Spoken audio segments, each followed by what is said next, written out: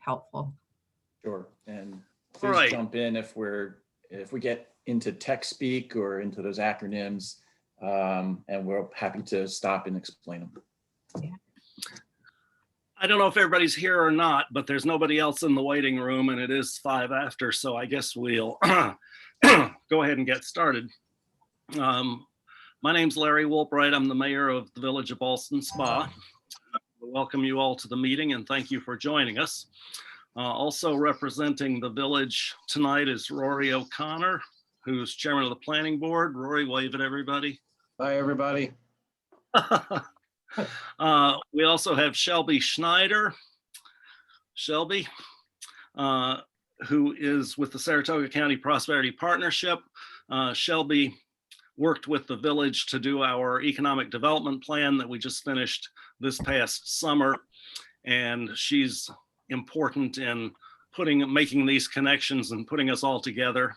And I appreciate all her efforts. And Amy Johnson also works with her, although I don't know Amy because she's just recently started. From New York State Homes and Community Renewal, we have Darren Scott and Madeline Fletcher.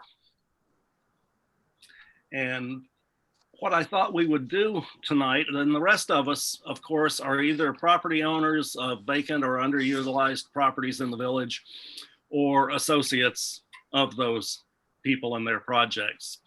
So what I thought we might do tonight is first just go around and introduce ourselves so that Darren and Madeline know who they're talking to and what kind of properties and projects we're dealing with.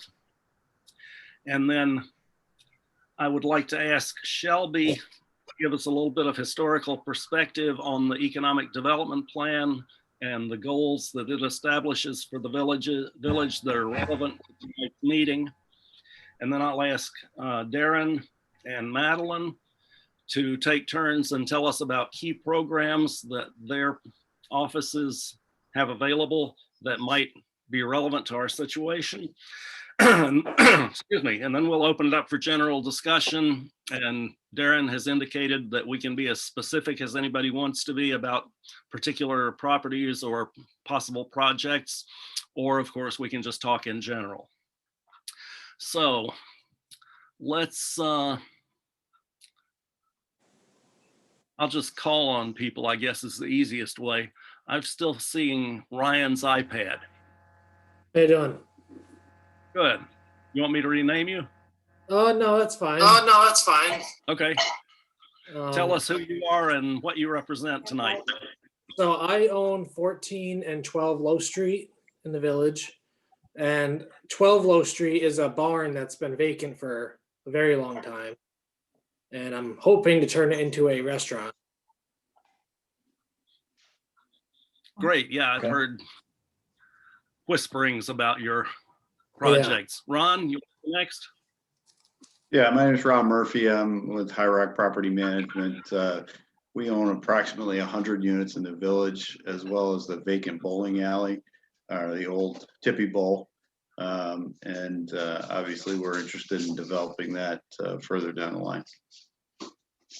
Great, thanks. Tom Madison, you want to go next? Yes, hi, I'm Tom Madison. I do business development with Longton Engineering. Thank you. William Kuntz. Good evening, all. I'm Bill Coons. I'm the architectural principal with Longton Engineering, and we've been working with Ryan to start to develop the barn project. Great, welcome. Al Longton. Yeah, I'll round out our group here. I'm Al Longton. I'm the owner of Longton Engineering, and we're working with Ryan and his partners and developing some conceptual design and doing some planning work for the barn project at 12 Low Street. Great, thanks. Jim Beaudoin. Hi, everyone. Jim Bedoin, property owner, the old Angelica building at 125 Bath Street. I'm the guy that has that property right now. Thank you. And Tim Wade.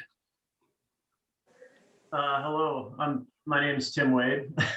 I'm with Verdant Architecture here in Ballston Spa, and I did some conceptual work with Jim for the Bass Street properties, and I'm probably going to be working with Spencer also on some of his properties. So if anybody needs an architect, I'm here.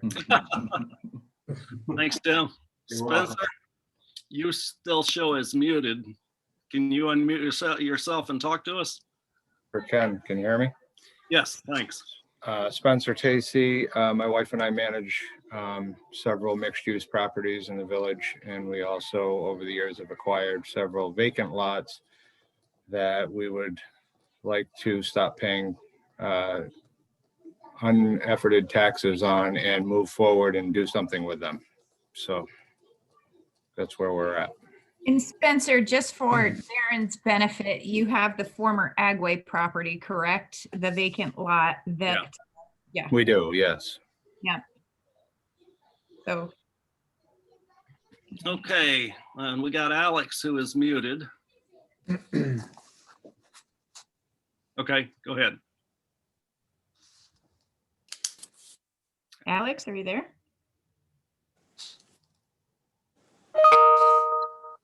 I could probably, Alex reached out to me. Alex has property that's just outside of the village. He owns a, it's not a vehicle repair shop that is next to Stewart's right in the town of Ballston, and called and asked about resources for redevelopment. So I thought this was a perfect opportunity to hear with everyone else. Great. And Jeff Wink. Good evening, I'm Jeff Wink. I'm with Northeastern Environmental. I also own some property just outside the village that I run my business from. We've assisted Jim Bedoin and the 125 Bass Street project through the Brownfields program. If anyone else needs environmental assistance with their properties and the development of them, we'd certainly be happy to assist. But primarily here to listen to see what opportunities may come to be for Bass Street. Thank you. And Peter Gutos. Thank you, Mayor. Peter Gutos, environmental engineer, property owner in the village. We've got residential, commercial, and retail. And I'm very interested to hear today's presentation. Thank you for inviting me. Okay. So that's who we are. And obviously it's in the best interest of the village to redevelop our downtown central business district, expand and grow our downtown. And it's in the best interest of the property owners to be able to develop their properties. And the economic development plan points out ways that can be beneficial to both the property owners and the village. So I'll ask Shelby Schneider to take a few minutes and bring us up to speed on that. Great. Thank you so much, Larry, and I really appreciate it. Thank you everyone for coming tonight. It's great that we can get everyone in the same room. Just about a year ago, the Saratoga County Prosperity Partnership, which is Saratoga County, one of their economic development organizations, engaged with the village of Ballston Spa to help create an economic development plan. You know, we live in a municipal home rule state, and the benefits of economic development planning from the ground up as an organization, we feel is very, very beneficial. When we engaged with the village, you know, they had primary goal of taking this village of, you know, 5,600 people, that's about 1.6 square miles, and making it really a downtown for roughly 50,000 folks, you know, and that's the population of all of the surrounding towns. You know, the village is the county seat. It has a lot of properties that are not-for-profits, county government, churches, other organizations that are frankly not taxable. So the way that we wanted to work with them in, you know, essentially every single meeting that we had with the mayor, he started out with the basic idea that, you know, in this downtown area, in the area that we can see right now that it's generally colored, you have the central business district, and you can essentially grow from within. So our objective was to work with community stakeholders. We had multiple focus groups, at least 6 different focus groups, where we engaged with community stakeholders, asked them a series of questions about what they would like to see for economic development in the community. And one of those groups included property owners. From there, we did community outreach and put together a survey, which over 400 people responded to get the same sense of what folks wanted to see. And, what are your challenges? What are your biggest opportunities? What would you like to see fixed? The Village of Ballston Spa has the benefit of being at the crossroads of Route 50 and Route 67. You have, Rory, what is it, like 15 miles of sidewalks in the village, but many of them, or 5. Yeah. Many of them in a state of, disrepair. So ultimately, we wanted to get a sense of what economic development meant for folks in the community, and also what they wanted to see. What they wanted to see in their downtown business district, in the central business district, what kind of businesses they wanted to see. Jim here representing Angelica, it's over a 6-acre site in the middle of the village. And, a lot of folks in the community really feel like they want to have a say in that. So I think Jim has been very receptive to hear some of the ideas from the community. But we basically took all of the feedback we got from your community to put together an economic development plan. This is hosted on the village's website. And with this, we also created a 22-page action plan matrix. Some of the top priorities that we had in this action plan matrix were offering predictability to property owners, to investors, to the business community. And how do you offer predictability? By having zoning that is very clear, that outlines the village's goals and objectives for what it wants to see for investment. And this comp plan for the village has not been updated since 1994. So one of the primary priorities that we felt the village needed to do was start the process of updating your comprehensive plan, which is also tied to your zoning. So those processes are in place right now. Along with that, folks from the community also took the data that we collected from our community outreach and started the process of writing grants right in the middle of the application. So the village successfully received a Complete Streets grant program, as well as a linkage study, which seeks to make the community more walkable, provide traffic calming measures, crosswalks, other things, so that, not only do you have traffic, but folks in cars, trucks, bicycles, and, folks that are walking your community all feel like they can live in peace and harmony for the most part. But beyond that, we heard from a lot of people that they wanted to see new housing inventory. And that includes, housing for young professionals, as well as housing for people who live in Great Big Victorians, who essentially want to leave a lot of the maintenance behind and have a place where they can essentially age in place. We heard people wanted diversity in restaurants and food choices. During this process, or at the time we launched the economic development plan in October, we were excited to hear that Nani's Nafisa Klaslik was looking to open a brand new Indian restaurant right in central, on the main road. So that is exciting, but also they want to see things like brew pubs.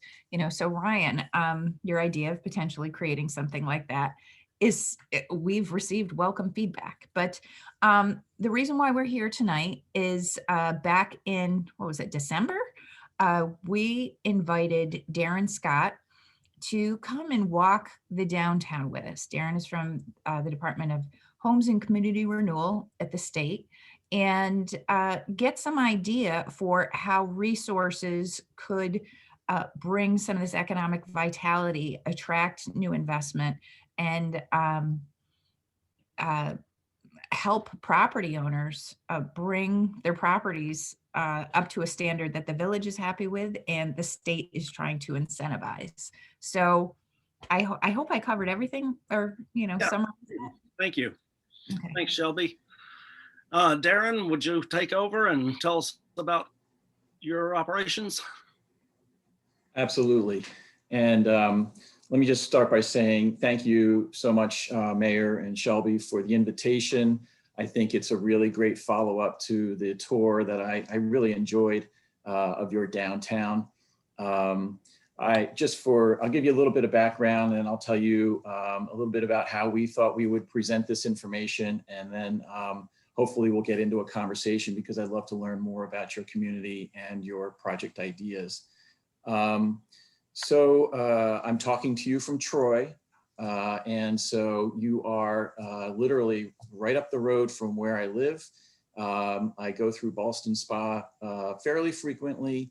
I'd love to visit more, so hopefully some project ideas will come out of this and will come to fruition, and I'm happy to come and visit you and talk to you about that, and maybe even cut a ribbon. So that would be the ultimate goal, right? But on a normal day, I'm based out of Albany. I am the Director of Development for the Upstate East region.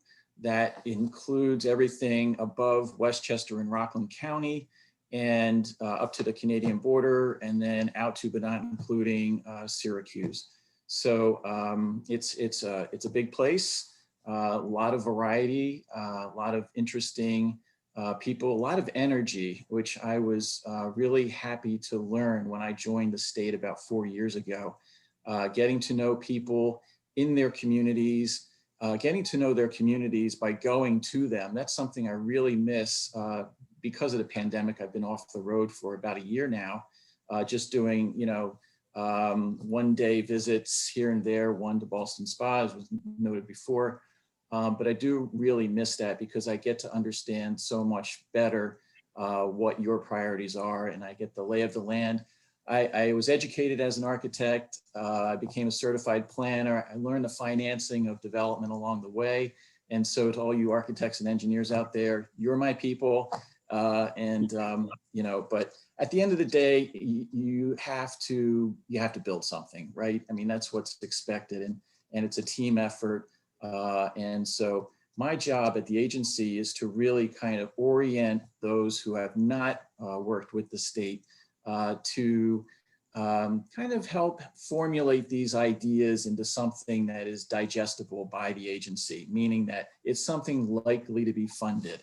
I don't want to waste your time. You don't want to waste time, money on something that won't come to fruition. So what I like to do is give like a high level overview of the agency, and then talk to you specifically, perhaps offline afterwards, about how to really get going on your specific project.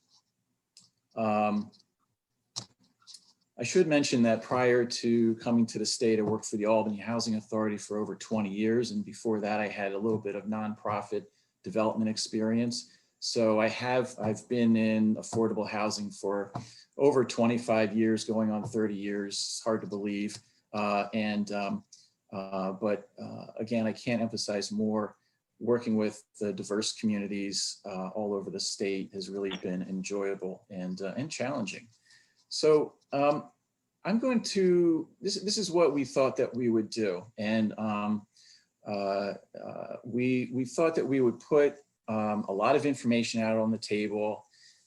Some of it you won't find relevant. You can just sort of in one ear out the other, but I think it's good for context. And we're going to try to drill down to something that is more relevant to you.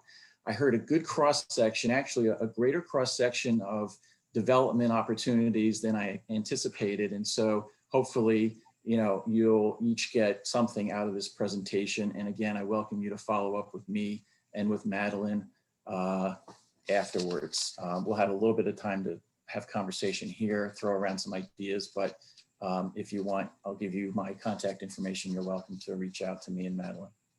So HCR, we're going to call it HCR. It's Homes and Community Renewal. It's the state's housing division. It's the outlet, the the resource for developing all things housing. There are different parts of the agency that do different things. I represent the multifamily part, which drives most of the business that New York State Homes and Community Renewal does.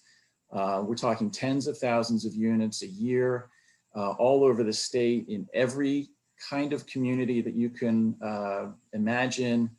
We do adaptive reuse, new construction, rehabilitation of residential property, small, medium, and large.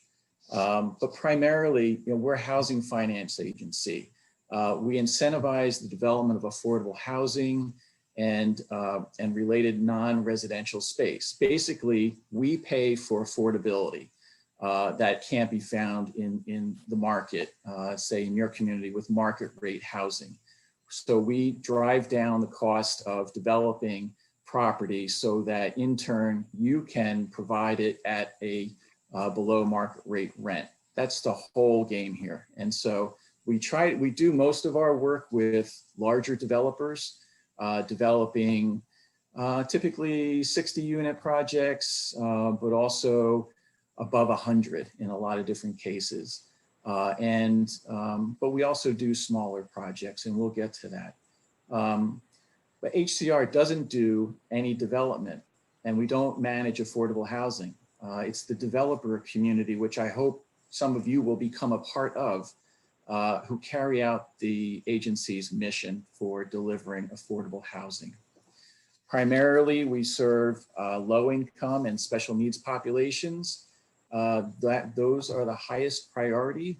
But we want to do it in a way that is mixed income, mixed use, and fits into your community. Long gone are the days of the stereotypical public housing towers or tract style housing that you may see in larger cities. That is all still very important as far as delivering affordable housing and meeting the needs of those communities.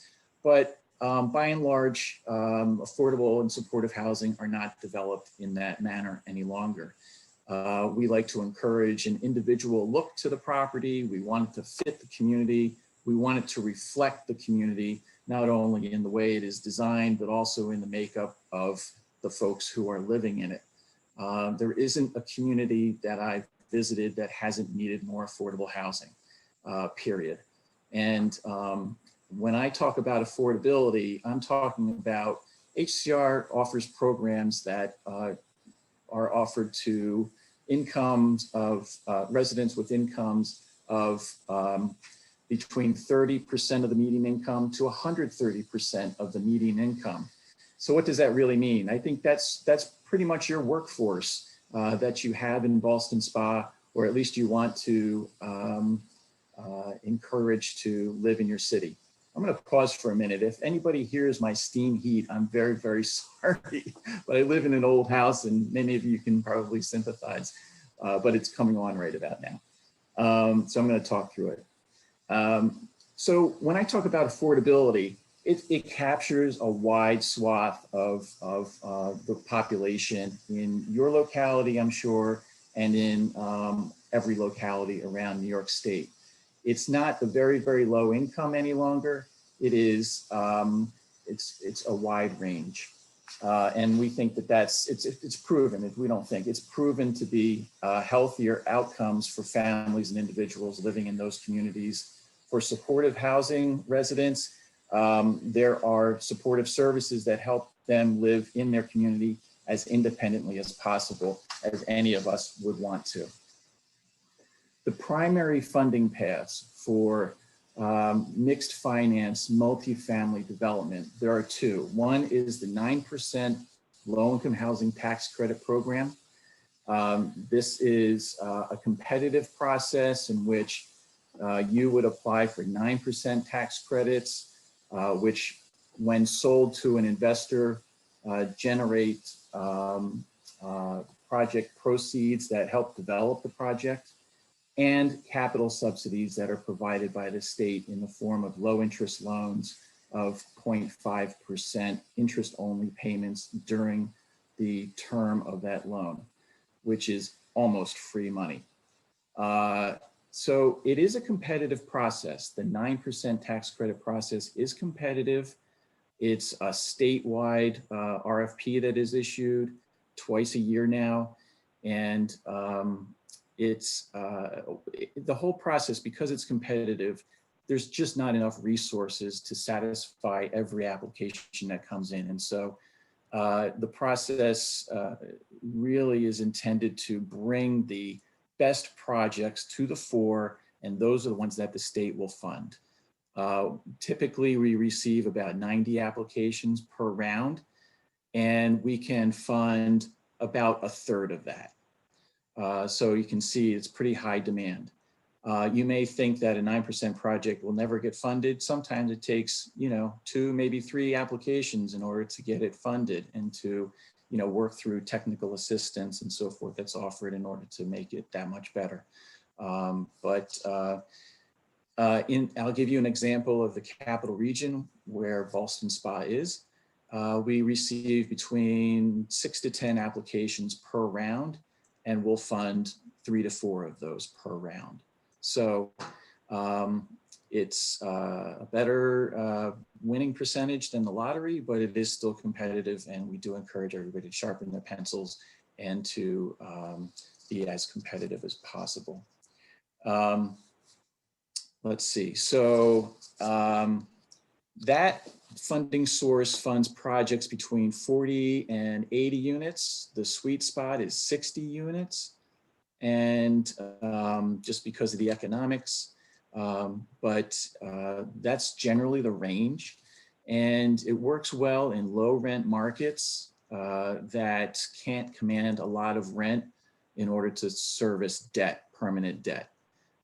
Through the 9% tax credit and the capital subsidies that would be awarded, the state often pays for 90% to 100% of the project costs. So we always encourage raising local resources from the locality, the county, other, there are other non-HCR sources that we always encourage you as the applicant to bring to the project. That means less resources that we have to put into the project and the more units statewide that we can produce. Most of the units are at about 60% of the median income. Again, that is, that's still affordable, but it's sort of in the middle of affordability. So, you can think about the workforce, everyday workforce in your village. And I would say that many people would qualify at 60% of the median income. The capital, yes. And Sharon, just to clarify, that's the county median income, not the village per se, correct? Actually, it's the metropolitan statistical area. So that is the entire capital region.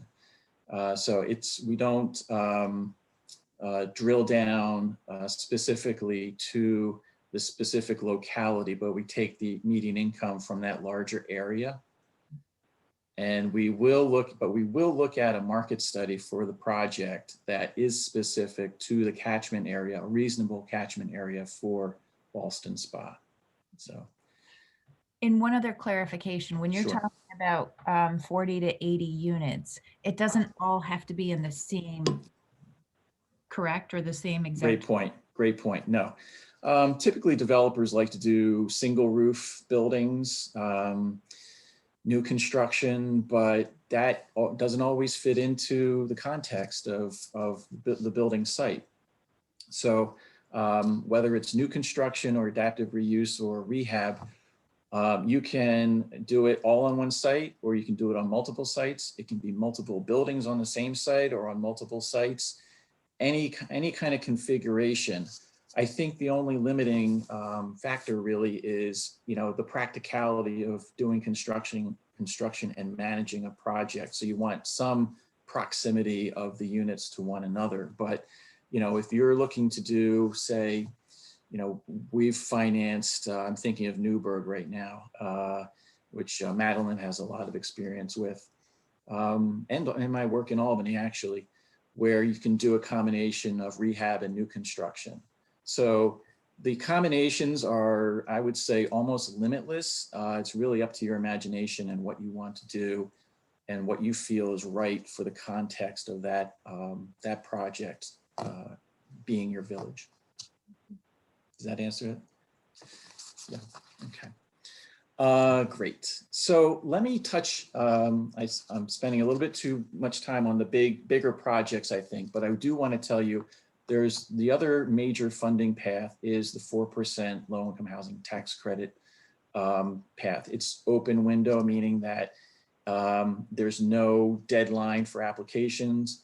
It's more along the cadence of your project. When you have done the pre-development work to bring the project to the agency and make a presentation, we will listen to that presentation.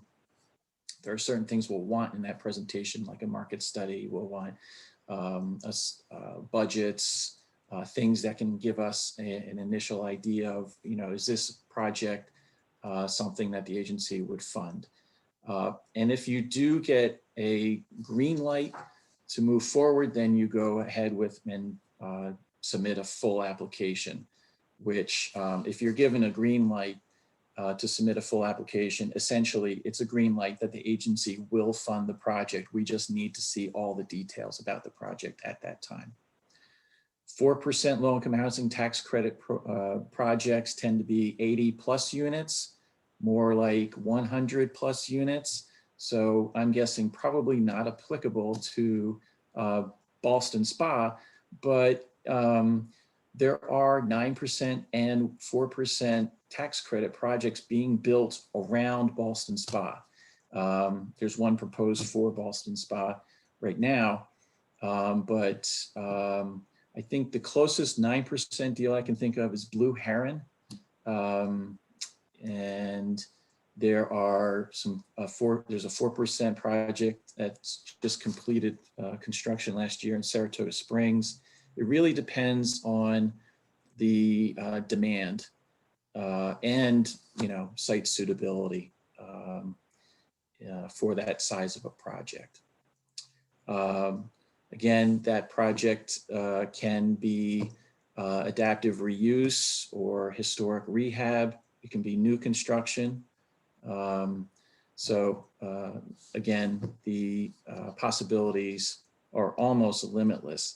It does work better in high rent markets because as the name suggests, 4% tax credits throw off less equity for development of the project than a 9% tax credit does. And so we make up the difference with permanent debt, which is serviced by the rents. The rents are still affordable, but still they're a little bit higher because the rents in that market are higher. Okay. Can I interrupt for a moment? Sure, absolutely. Sorry. Do both of those options apply to a mixed use project? I know you started at the beginning saying you had some mixed use stuff because I think for moving forward to the village, we're looking to obviously incorporate housing, but as well as additional, a retail space, office space, because some of our ruling is first floor retail, office, business, and then multiple units above. Yes, absolutely. In upstate communities, housing has to be a vehicle for doing other things because we're talking about older villages. We're talking about, where there has to be demolition, there has to be site remediation, these types of things. Housing can do that. Also, housing can be a vehicle for bringing in good services and amenities into a community where, market rate providers, vendors of those services may not want to go because it's unproven or there aren't the rooftops to support that business. these things that cause risk, right? And prevent developers from entering into a marketplace. So what we do is we do encourage the development of mixed use projects where the residential side is affordable, and so is the non-residential part of the project. The construction cost is written down to a point where the rent to that non-residential use can be more affordable, and so that it makes it more likely that that vendor will move into that space and provide those services that don't already exist naturally in that community. The gold standard is a supermarket. I know a supermarket has just been developed in Ballston Spa, but there may be other gaps that haven't been answered yet. And foreseeably, you could bring those uses into your community, into a mixed use project. Yes. Great, thank you. Sure. I want to touch on the programs that are more suited to smaller scale development. These projects don't use tax credits. So, but because they're smaller, say 20 to 30 units, maybe even smaller, those are too small to attract a tax credit investor. And they probably don't need tax credits anyway, because there are capital subsidies that can pay for most of the development costs. And I would say that these are projects that fit better in smaller communities, not only space-wise, but meet the market demand in smaller communities that don't need, a larger tax credit project. And there's a lower point of entry, lower threshold for those who have not worked with the agency using state financing before. We'll still make you work for it, but you won't need as much expertise and capacity in order to do these projects, is my feeling. If you do, then we can refer you to, there's a handful of consultants around the state who like to work with smaller applicants and can help you put together an application, and they can help see the whole thing through for you if that's what you need. So, don't let lack of experience or capacity be something that prevents you from moving forward. So in the 9% tax credit path, right, this is a competitive path. There are some projects that are presented to us that are, let's say, 20 units and would not ask for tax credits. You could ask for one of the capital subsidies. It's called the Housing Trust Fund. And that, again, is a low interest loan, 0.5%, 30-year term, interest only payment during that term. And you can get up to $2.4 million per project.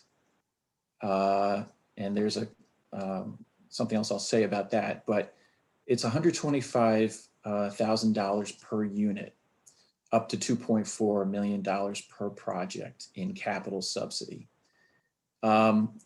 In cases where we have what we call housing opportunity projects.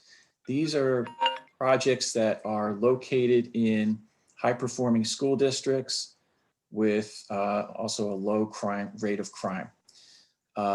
It's where most of our housing is developed in urban inner city areas that don't have those kind of characteristics. We want to make an opportunity, incentivize that opportunity for the development of affordable housing in other communities that are more stable. And for that, you can get up to $3.4 million per project.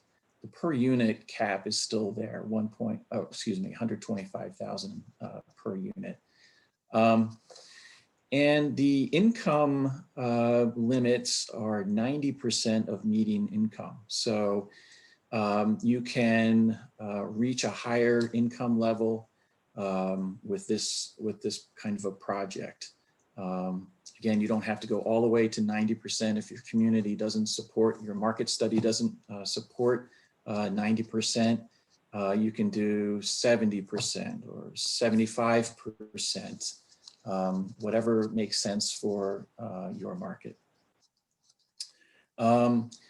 Another program is the Open Window Community Investment Fund, or Community Investment Fund. I call it Open Window again because it is it's non-competitive. It's you apply when you're ready, and through that program, we can fund new rehab and adaptive reuse projects of 5 to 20 units. Rehab projects that are, I didn't hear anybody who already runs regulated affordable housing, but that unit limit does not apply to existing affordable housing that needs to be rehabbed in order to stay viable. I didn't hear anybody on the call that is running that, so, but that's what that is. And the residential part of this program applies to rural communities of less than 25,000 people in population. So Ballston Spa at, I think it's roughly 5,400 is clearly within that. And what else can I tell you? So you can get up to $2 million per project. There is a $60,000 per unit limit for rehab projects and $125,000 for new and adaptive reuse units.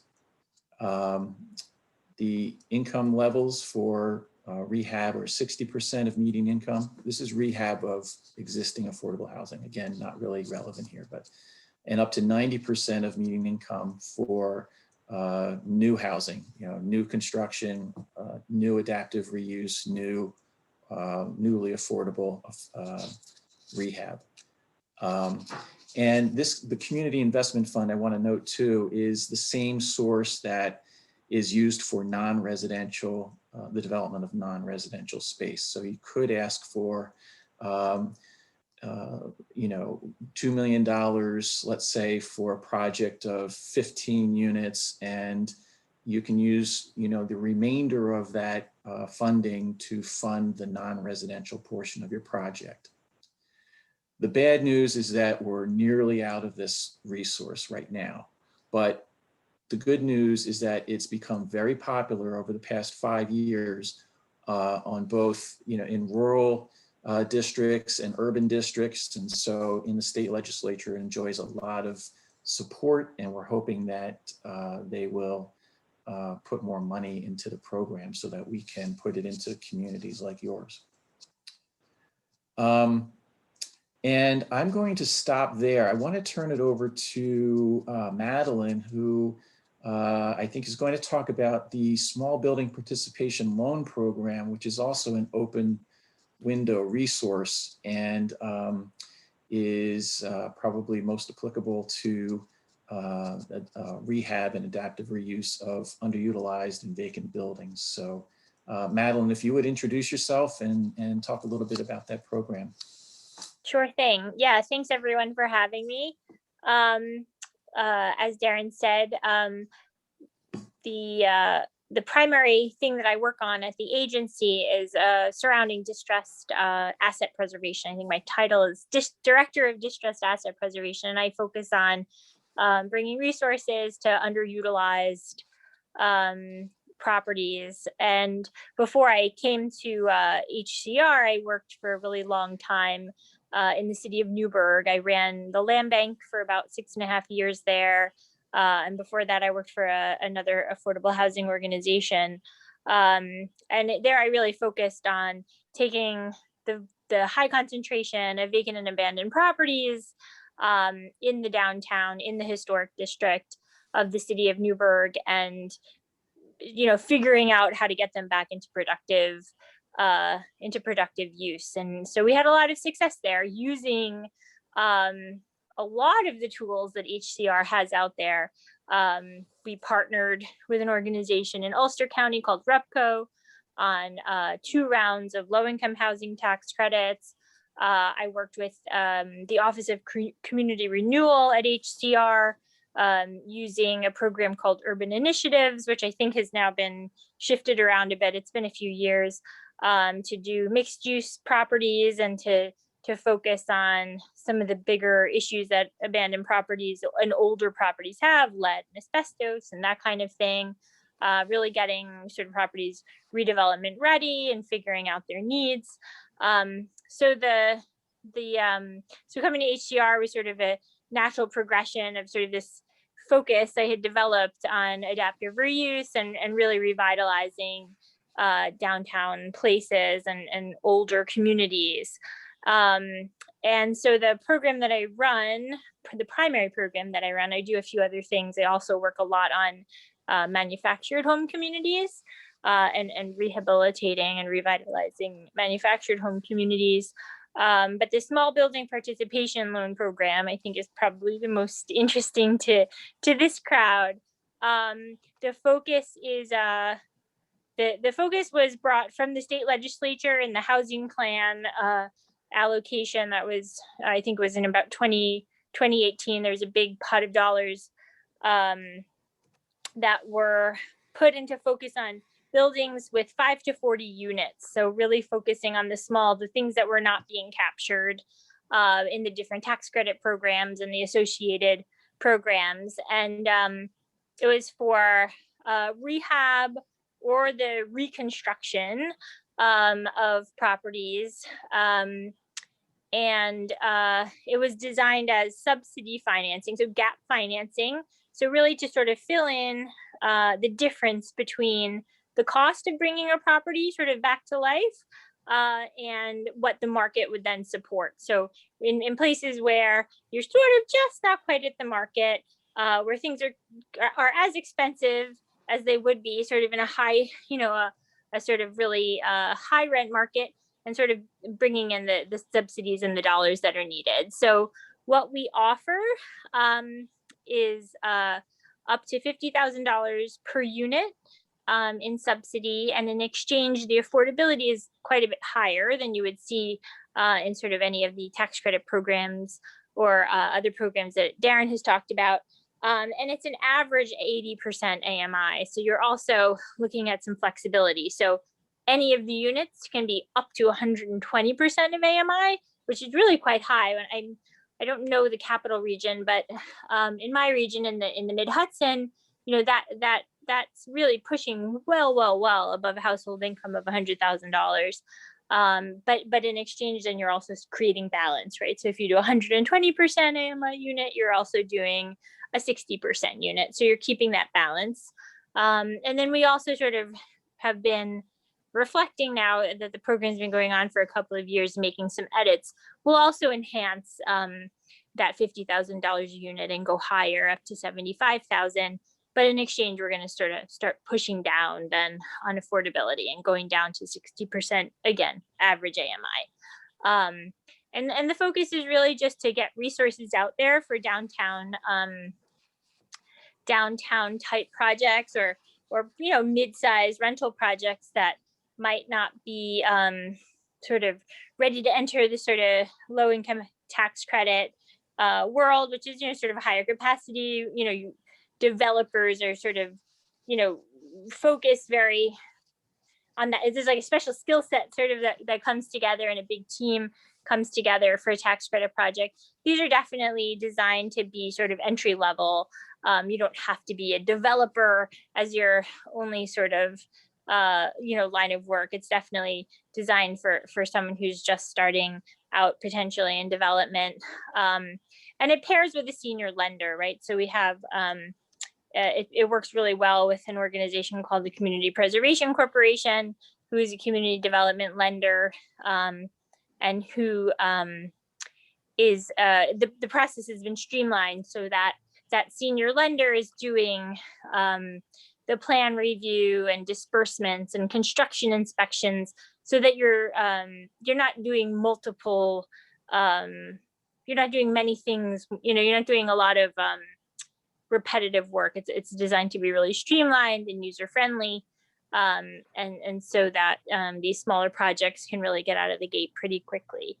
And so I think Darren has a couple of examples. Again, it's a new program, definitely responding to a need that the agency saw to serve these sort of small and mid-sized projects that weren't quite ready or large enough to support the type of investment and work that a tax credit project would take. But are really sort of important in these smaller communities, in downtowns where there already is this infrastructure of lots of these sort of buildings that need investment. So Darren, I don't know if you want to kind of go through a couple of the projects, or I don't know, time-wise, if that makes sense. I'm not prepared. Yeah. If we could keep on talking, I can probably try to bring that up and share it. I wasn't prepared to show the images. Okay. Sorry, I wasn't sure. That's okay. But to date, I can just talk through a little bit about a couple of examples that might sort of speak to sort of the few examples that the couple of summary examples that you guys gave in talking about the buildings that you own earlier. But we've done a few projects. We just closed on a bunch of projects sort of at the end of last year, one of which was in Albany. And I know somebody asked about multiple buildings.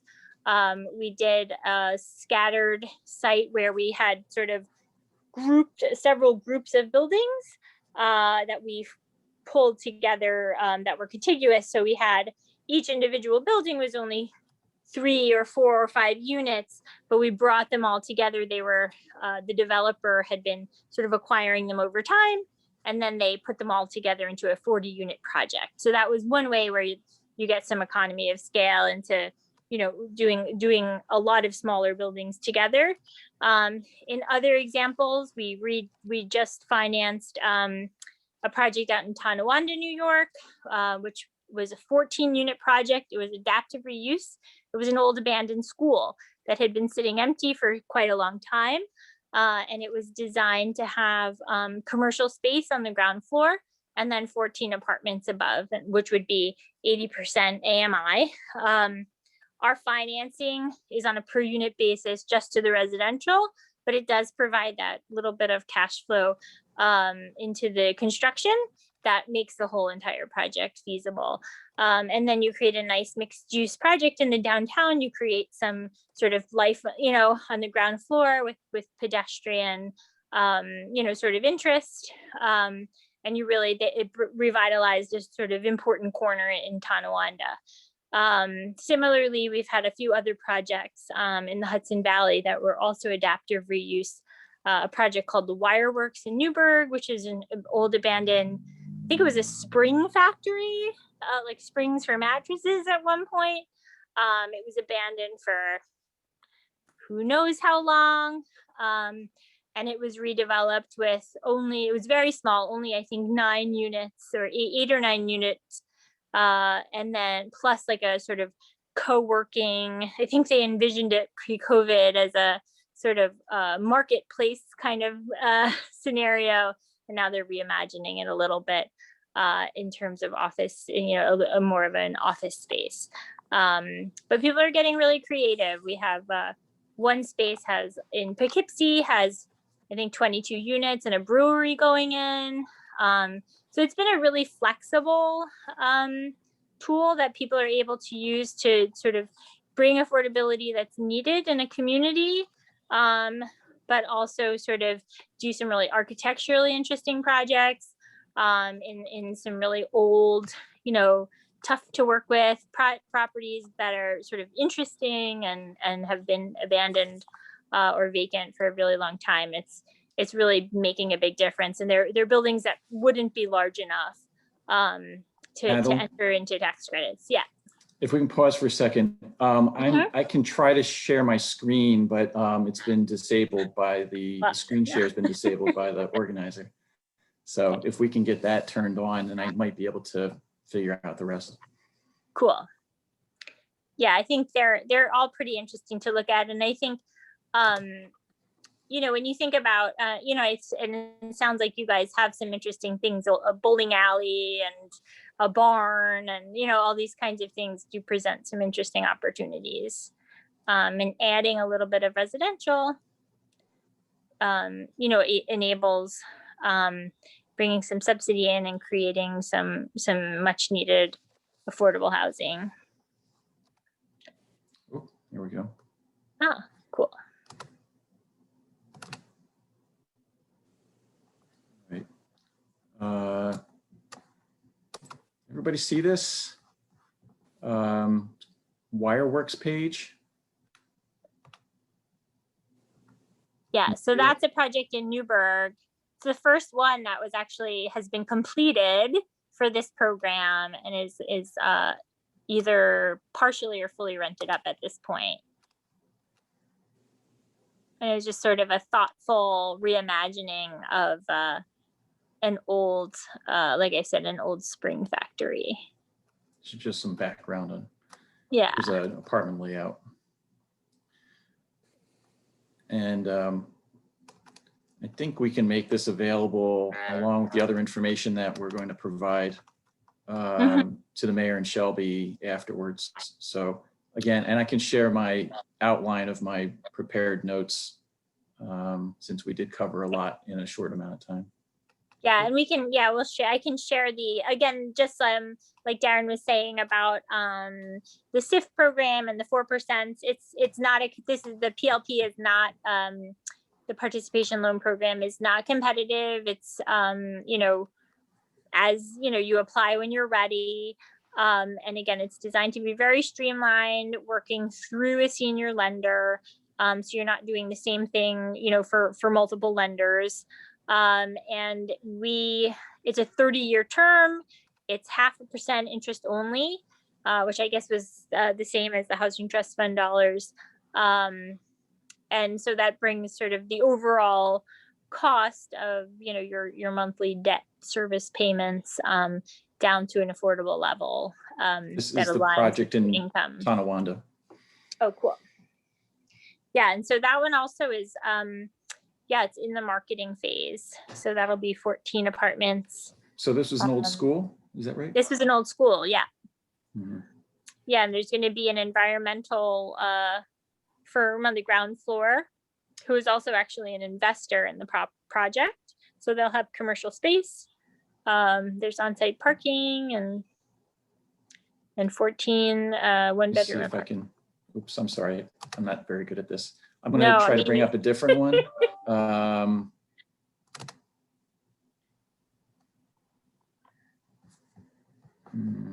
on a minute. Okay. I think we have Poughkeepsie up now. Yes, that is, I believe that's Academy Street. Yes, it's a Yes. 35 Academy. So yeah, so that's a 22 unit property, I believe, or 24 units, sort of loft style apartments, and then also a brewery restaurant space. And they also have a co-working space planned, I believe, there. And the developer's local business owner. They own another restaurant in town. They have their own construction company, as a family business. And so they're really investing in this community. It's their home turf, and they're really excited about sort of a lot of the energy in Poughkeepsie right now toward, repurposing a lot of these old buildings that have sat for quite some time. So that was an exciting one. Right.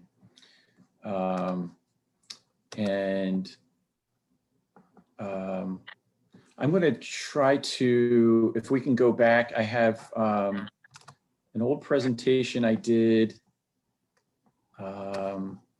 that can show a few of the 9% projects and one of the subsidy standalone projects. Get that to move. Okay. All right. So let's see. We have, so the first project I wanted to show you is called Tapestry on Hudson. It's in Troy.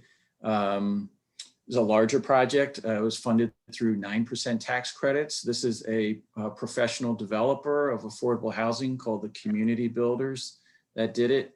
And this project, actually, these projects also have some integrated supportive housing in them. And so you'll see service provider is Unity House.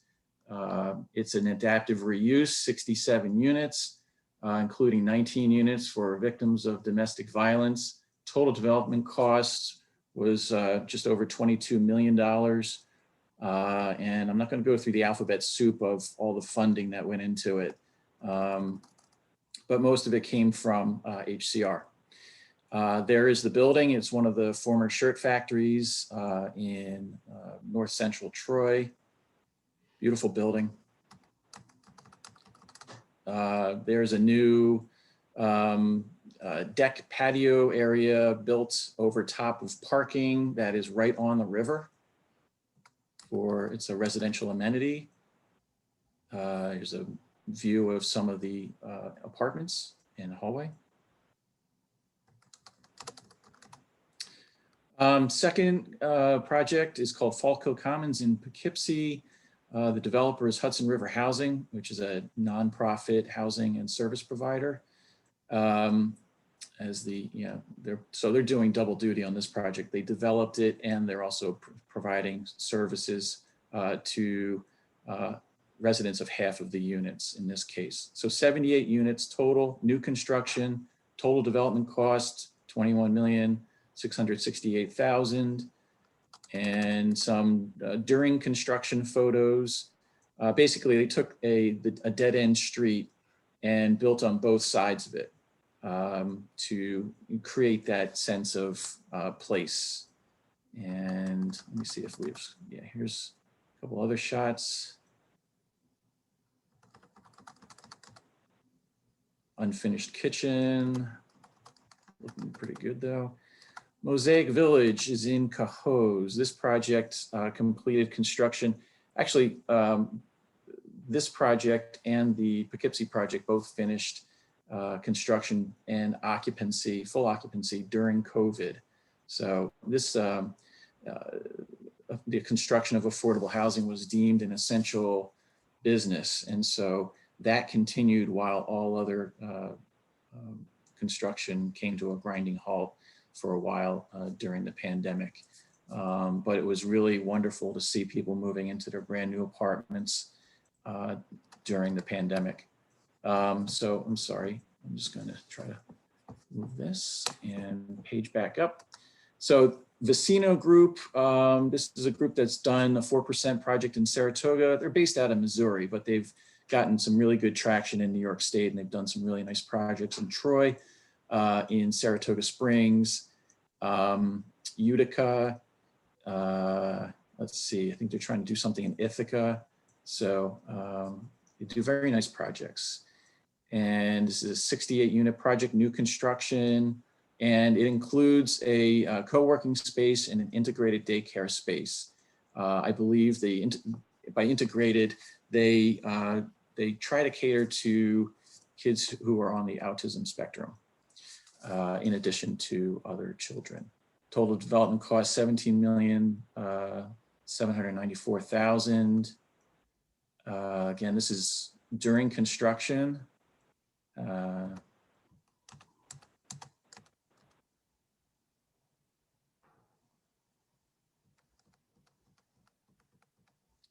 then the last one I wanted to share is the smaller project. This is the subsidy only project of 20 units. In this case, 10 of the units were affordable and 10 of the units were for persons with serious mental illness. And the development cost was $5,694,000. The developer is a supportive service provider. Again, you don't necessarily need to do this in your community, although I am betting that there are folks in your community who fit this profile and need housing where they also receive services that help them live within the community. But this is an example of a smaller project where the applicant applied to the 9% program, but for only capital subsidy. I think they got the $2.4 million of housing trust fund, and they sought sources from other places in order to round out their total development budget. This is new construction on Lower Clinton Avenue in Albany. So while you're never going to be able to replicate those historic buildings that are in these downtowns, you can design a building that fits in, I would say. Takes cues from the surrounding architecture, doesn't try to ape it, but it, you know, they try to make it blend in. And that's a rear shot of that building. So I think that's it. I'm going to stop my screen share.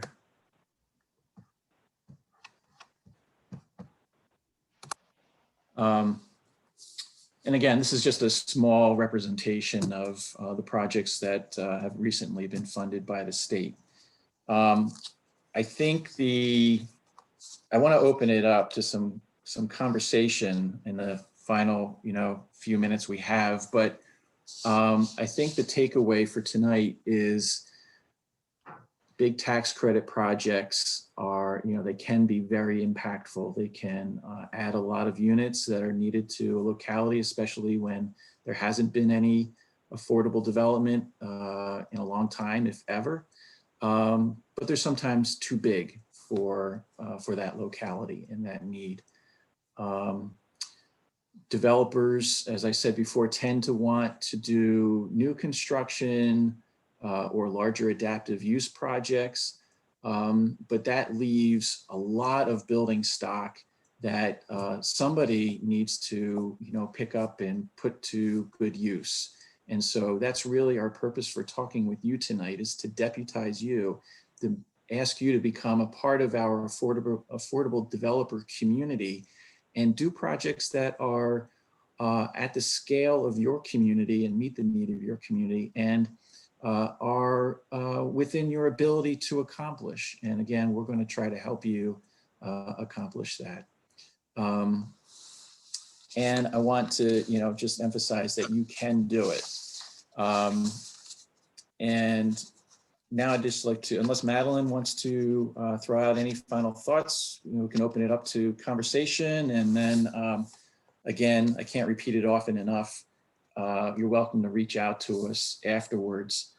Before we sign off, I promise to give you my email address. So. And I can provide contact information to anybody who wants it at a later date. And Darren and Madeline, thank you both so much. I really appreciate those presentations.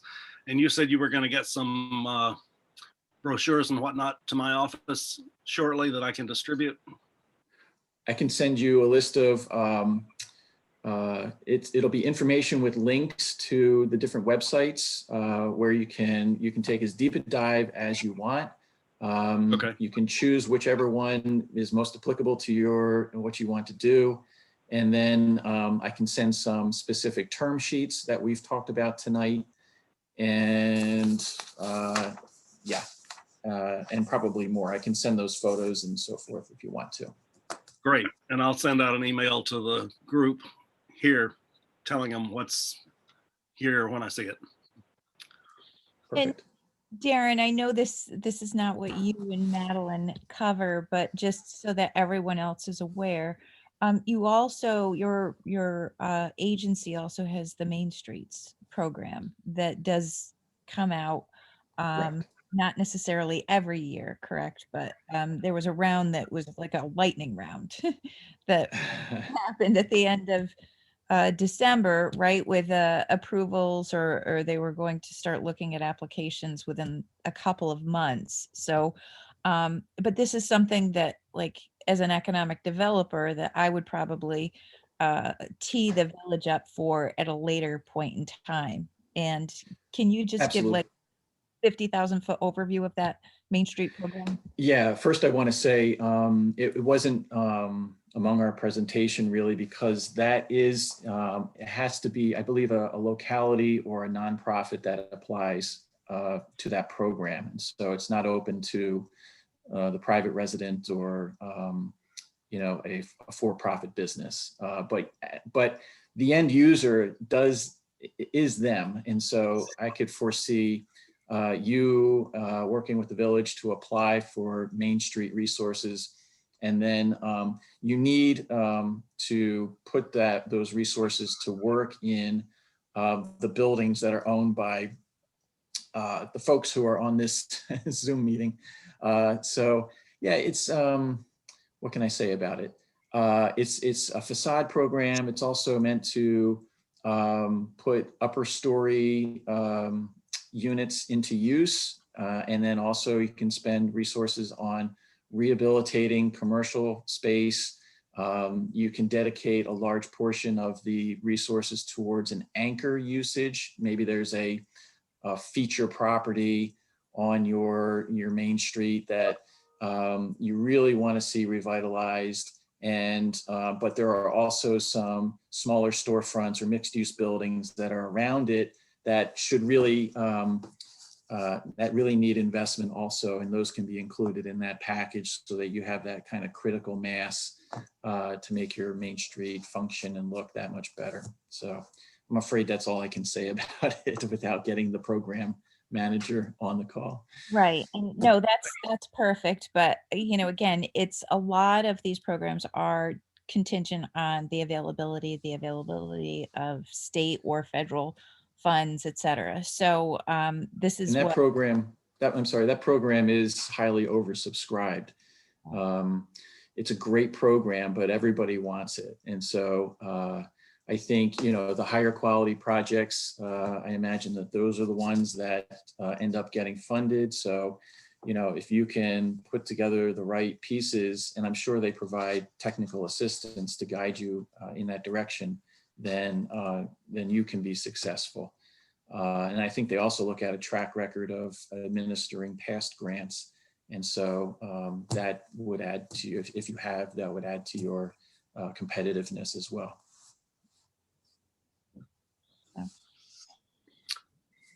So the floor is open for any questions or comments for anybody. Anybody got any questions? Sure. I'd like to thank both of you. It's an extremely large amount of information for an hour.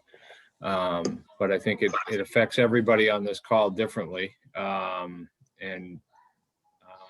I have several properties that I could see a lot of this applying to. So with you've already offered, I think, and Shelby mentioned before, one of the properties that you were talking about before was the old Agway site. No, I don't want to get into specifics with everybody, but if possible, if I could get that information from Larry and reconvene with you with a phone conversation or what have you, and then possibly I could share what we have and possibly what would help myself as well as the development of the entire village, because we kind of have in the behind the scenes going on here, there's all kinds of other development projects going on and meetings and ideas and brainstorming and zoning changes and all this other stuff is all coming all at the same time. So I think your part is going to really help implement a lot of the other ideas that we got brewing, so to speak. Absolutely. I really appreciate all your information. It really, I did look online prior, and you're right. All the letters and the numbers and everything, they don't make sense if you're not familiar with them. So you actually put some clarity to it, and I appreciate that. And moving forward, I look forward to actually setting something up with you in the future. Absolutely. And well, I welcome that call. So you're reminding me of something. When I work with localities, you know, often they're asking me to, you know, they've got a parcel in mind or they've got a building in mind that they want to see redeveloped, and I can help guide developers to that property and to that locality for a conversation about how that property can be redeveloped. So if they're not finding you already, then you tell me and I'll send the word out to a few developers who I think are an appropriate fit. Doesn't mean that they are, because ultimately you're going to have to talk to them and make that decision. But I can guide them towards Ballston Spa and to you in particular, and you can have a conversation about that. That'd be great. Thank you very much. Sure. I'd just like to say, first of all, Darren, it's good to see you again. And Madeline, thank you for your presentation. I'm a great believer that timing is everything. And to pick up on what Spencer said, there are many good things happening in our village, and the mayor is the captain of the ship leading us in the direction we need to go. I think the programs that you folks manage could do remarkable things here for the guys that are sitting on this phone call. And I hope that all of them take advantage of reaching out to you so that they can come to the planning board and we can talk about how we're going to help Ballston Spa grow. Thank you very much. Absolutely. And I should have said at the top of the program that you guys are doing all the right things. You are well situated for the kind of financing that we want to provide. You've done the planning, you've done the consensus building around what your community wants, what its priorities are. You have a livable, walkable, beautiful downtown that is the foundation for additional investment, be it into the existing buildings or adaptive reuse of some of the buildings or even new construction. You have the framework both with your, the downtown the physical downtown, but also with the planning. And so, I just love when, and the agency, I think I can speak for the agency, we just love when we get called up and get the invitation to come check out, your village in this case. That's music to our ears.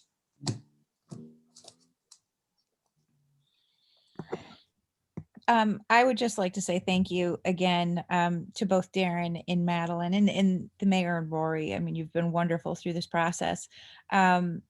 As the economic development entity, we want to work as the public-private partnership with the community to take programs like what the DHCR has to offer and couple those with other resources that are out there. So, the community is doing its part. We want to keep you as developers aware of the resources that are out there. So as the zoning and the comp plan is updated, as you're kind of crafting ideas for what you want to do with your property, we are incorporating funding resources so that we can hopefully make projects work and accelerate the development and the implementation of the economic development plan at a pace that it makes sense for the community. So, we're here to work as a team. And I think, we're very, very lucky to have folks like Darren and Madeline who are here to offer so much technical assistance, and we'll pick up the phone and talk to you. Absolutely. Last call. Anybody else want to speak? I just want to say thank you very much. I mean, I'm sitting on that Angelica property there in the village, and it is very exciting. And it's just trying to find the proper partners that want to come in. There's going to be a lot of different uses, I think, associated with this property. And that this has been incredibly informative for me. And I will definitely be reaching out to you folks, Darren, Madeline, try to get some more concepts flowing on this, and I'll try to get to you soon. But this was a fantastic call, and I appreciate everyone's time on this. This is great. Thanks, Jim. Thank you. I'd just like to thank the mayor and Shelby and everybody that coordinated this meeting, and nice to meet you, Darren, and Madeline. Thank you. Yes, okay. Well, thanks to everybody for coming. I hope it was useful for everyone. I know it was useful for me. Every time I talk to Darren, I learn more about these programs that I didn't remember from the last time. But I think there's some opportunities out there for all of us to move forward together to make Ballston Spa the greatest little village in the world. And so let's do that. Very good. Thanks, everybody. Thank you. Thank you. Have a good evening. Take care. Bye-bye.